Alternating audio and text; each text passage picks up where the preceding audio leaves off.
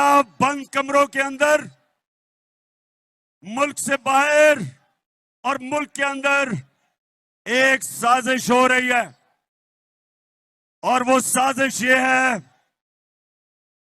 कि वो चाहते हैं कि इमरान खान की जान ले ली जाए। If the Pakistan Army's track record is any indication, then it would be safe to predict that with his relentless attacks against the political and military establishment, Pakistan Tehreek-e-Insaf chief and former Prime Minister Imran Khan may well be on his way to meet the fate his predecessors met, that is, incarceration or expulsion from the country, or both. Or, in a worst-case scenario, assassination ordered by the deep state, as happened in the case of Benazir Bhutto.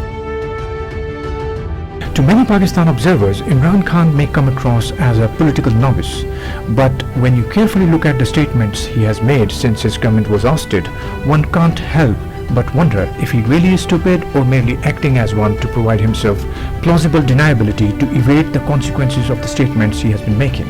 Take for example the statement in which he questioned the safety of Pakistan's nuclear assets under Prime Minister Shahbaz Sharif. The statement prompted Director General of Inter-Services Public Relations, Major General Babar Iftikhar, to issue a discreet warning to Imran Khan. और खिताब के दौरान उन्होंने कहा कि जो हमारे nuclear asset हैं वो चोरों के हाथ में दे दिए गए। आप क्या समझते हैं कि एक्स प्राइम मिनिस्टर को इस तरह का पब्लिक गैदरिंग में इस तरह का बयान देना चाहिए था, और इसके क्या असरात होंगे? देखिए, मैं इस मत में सिर्फ इतना कहूँगा कि हमें इस चीज़ के बारे में थोड़ा केयरफुल रहना चाहिए न्यूक्लियर एसेट्स के बारे में बात करते हुए। While prima facie it may seem that the target of his statement was Shahbaz Sharif, but when you consider the fact as to who controls the nuclear assets of the country, you realize that though Imran Khan had his gun pointed at Shahbaz Sharif, but his actual target was the military establishment. The reason being that though the Prime Minister of Pakistan is the chairman of the National Command Authority, it is the army who has the final say on the issue of the safety and security of Pakistan's nuclear assets. And I'm sure Imran Khan, who himself has been the Prime Minister of Pakistan for over 3 years, is well aware of this fact. But for argument's sake, let's just give him benefit of the doubt and move on to his next statement, in which he likened Pakistan's Chief of Army Staff, General Qamar Javed Bajwa, to Mir Jafar. अमेरिकी साजिश का हिस्सा बनके एक 22 करोड़ पाकिस्तानियों की मुंतखब हुकूमत को साजिश के तहत हटाया, और इनके साथ शामिल थे यहाँ के मीर जाफर और Mir Sadiq. If you look at the statement in the context in which it was made, it leaves no doubt to one's mind as to who was the target in this case.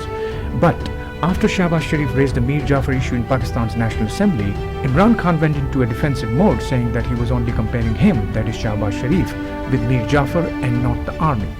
मगर कल जो इमरान नियाजी ने जो बदतरीन गुफ्तगू की है पाकिस्तान के इदारे के बारे में, और सराजुद्दौला का नाम लेके और मीर जाफर का नाम लेके एक मिसाल जो दी है, इससे ज्यादा कभी हरकत कोई और हो नहीं सकती. चेरी ब्लॉसम कौन है? सिर्फ बच्चों को नहीं पता चेरी ब्लॉसम कौन है.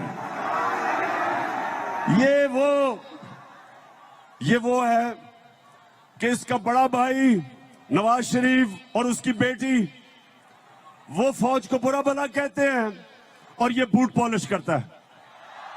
कल इसने तकरीर की, जरा सुने. कहता कि इमरान खान फौज के बड़े खिलाफ बातें कर रहे हैं, हम इजाजत नहीं देंगे. शहबाज शरीफ, शर्म करो, कुछ तो शर्म करो. तुम वो हो जो मैं मीर जाफर का कहता हूं, तुम हो वो Mir Jafar. On May 15th, Imran Khan gave a speech in which he again targeted Pakistan's military for allowing no confidence motion against his government to succeed, saying that he had warned the neutrals that if the conspiracy succeeded, the country's fragile economic recovery would go into a tailspin. जब मुझे पता चला साजिश का, तो मैंने उन लोगों के पास गया जिनके पास जो साजिश रोक सकते थे, और मैंने उनको बताया कि जिधर आज हमारी माइशत खड़ी है अगर ये साजिश कामयाब हुई तो ये हमारी मायशत सीधी तरह नीचे जाएगी, तबाही की तरफ हम जाएंगे। Coming from a former Prime Minister, this statement is very interesting for two reasons. Firstly, it tells us that in Pakistan, a person can hold the office of the Prime Minister only until the pleasure of the establishment, that is, the army. Secondly, who Imran Khan holds responsible for the ouster of his government? The very people who appointed him, and then Shehbaz Sharif, the establishment, aka Pakistan's army. Pakistan military's complicity in ousting his government is perhaps one of the reasons as to why he has been fighting shy of naming the actors involved. That is, if what he alleges is true, which looking at the circumstances surrounding the ouster of his government could well be true. Now the question is, if there really is a threat to his life and liberty. If yes, then how serious it is. When you compare Nawaz Sharif's troubled relations with the military establishment, Imran Khan's indirect tongue-in-cheek criticism of the army pales into insignificance. But it assumes great importance when you consider how his criticism is destroying the army's image that the military establishment so carefully cultivated since the creation of Pakistan. It then doesn't matter whether Imran Khan is doing it on purpose or not. What matters is that he is doing it and the military establishment is not happy with him, and so are their masters abroad. That is America. Which in other words mean Imran Khan has made some serious enemies.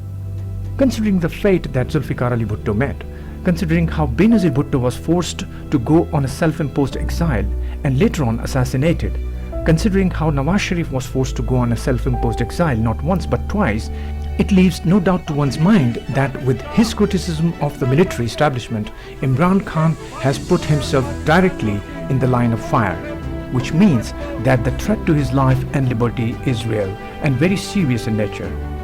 It is but a matter of time before he is incarcerated or forced to go on a self-imposed exile, or both. Or God forbid, assassinated, because in Pakistan it doesn't matter how big a leader you are, but where you stand in the eyes of the military establishment.